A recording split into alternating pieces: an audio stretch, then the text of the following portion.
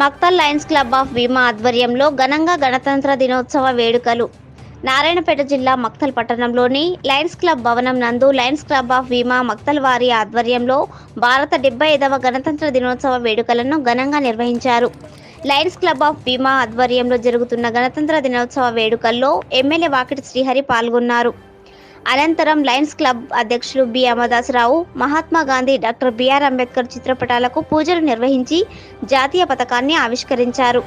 అనంతరం విద్యార్థులకు నోటు పుస్తకాలు, పెన్నులు, పెన్సిల్స్, మిఠాయిలను పంపిణీ చేశారు.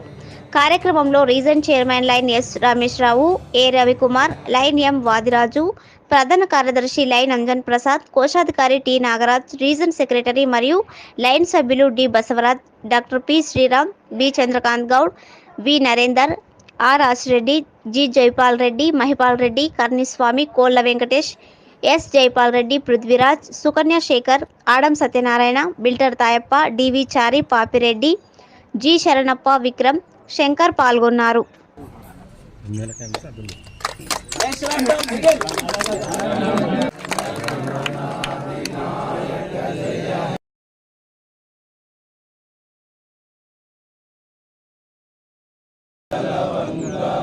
విందే హిమాచలయము